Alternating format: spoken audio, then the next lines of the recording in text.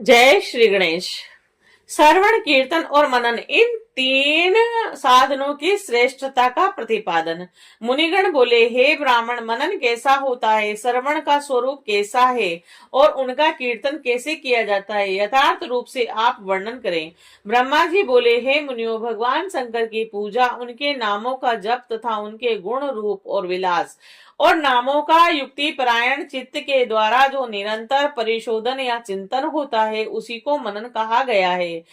वह महेश्वर की कृपा दृष्टि से उपलब्ध होता है और वह समस्त श्रेष्ठ साधनों में प्रमुखतम है। शंभु के प्रताप, गुण और रूप, विलास और नाम को प्रकट करने वाले संगीत, वेद वाक्य या भाषण के द्वारा अनुराग पूर्वक उनकी स्तुति ही मध्यम साधन है। और जिसको कीर्तन शब्द से कहा जाता है, यह है ज्ञानियों स्त्री क्रीड़ा में जैसे मन की आसक्ति होती है, वैसे ही किसी कारण से किसी स्थान में शिव विषयक वाणी में और इस श्रवण इंद्रिय की दृढ़तर आसक्ति ही जगत के श्रवण के नाम से प्रसिद्ध है। सर्वप्रथम सज्जनों की संगति से श्रवण सिद्ध होता है, बाद में शिव का कीर्तन दृढ़ होता है और अंत में सभी साधनों से श्रेष्ठ शंकर विषयक मनन उत्पन्न होता है। किंतु यह सब उनकी कृपा दृष्टि से ही संभव होता है।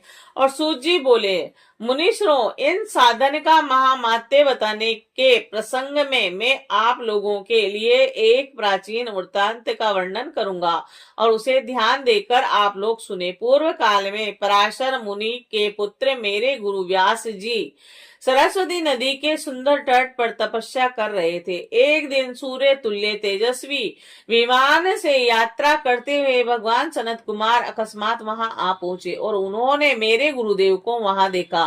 वे ध्यान में मग्न थे। उससे जगने पर उन्होंने ब्रह्मा के पुत्र सनत कुमार जी को अपने सामने उपस्थित देखा और वह बड़े वेग से उठे और उनके चरणों में प्रणाम करके मुनि ने उन्हें अर्घ्य प्रदान करके देवताओं के बैठने योग्य आसन भी अर्पित किया। और तब प्रसन्न हुए भगवान सनत कुमार विनीत भाव से खड़े हुए व्यास जी से गंभीर वाणी में कहने लगे। सनत कुमार बोले, हे मुने, आप सत्य सनातन भगवान शंकर का हृदय से ध्यान कीजिए और तब वे शिव प्रत्यक्ष होकर आपकी सहायता करेंगे। और आप यहाँ तप किस लिए कर रहे हैं? और इस प्रकार सनत कुमार के कहने पर मुनि व्यास ने अपना आश्रय कहा। मैंने आपकी कृपा से वेद सम्मत अर्थ, धर्म, काम और मोक्ष की कथा को मानव समाज में अनेक प्रकार से प्रदर्शित किया है। इस प्रकार सर्वथा गुरु रूप होने पर भी मुझ में मुक्ति के साधन ज्ञान का उदय नहीं हुआ है। और यह आश्चर्य ही है, मुक्ति का साधन न जानने के कारण उनके लिए मैं तपस्या कर रहा हूँ। हे विपेंद्रो, इस प्रकार जब व्यास मुनि ने भगवान सनत कुमार से प्रार्थना की, तब यह समर्थ सनत कुमार जी मुक्ति का निश्चय कारण बताने लगे।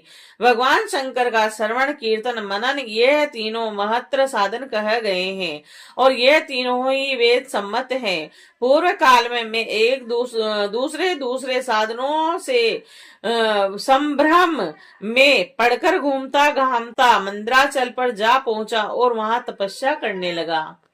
तदंतर महेश्वर शिव की आज्ञा से भगवान नंदीश्वर वहां आए और उनकी मुझ पर बड़ी दया थी।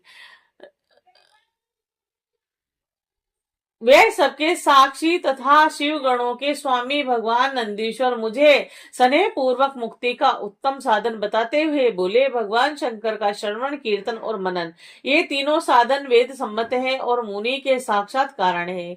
यह बात स्वयं भगवान शिव ने मुझसे कही है। अतः हे ब्राह्मण, आप श्रवण आदि तीनों साधनों का बार बार अनुष्ठान करे। व्यास जी से बार बार ऐसा कर कर अनुगामियों सहित ब्रह्मपुत्र सनत कुमार अपने विमान से परम सुंदर परम धाम को चले गए। और इस प्रकार पूर्व काल के इस उत्तम वृत्तांत का मैंने संक्षेप में वर्णन किया है। ऋषिगण बोले, हे सूत जी, आपने श्रवण आदि तीनों साधनों की मुक्ति का उपाय बताया। जो मनुष्य श्रवण आदि तीनों साधनों में समर्थ हो, वह किस उपाय का अवलंबन करके मुक्त हो जाता है और किस साधन भूत कर्म के द्वारा बिना प्रयत्न के ही मोक्ष मिल जाता है। जय शिव शंकर।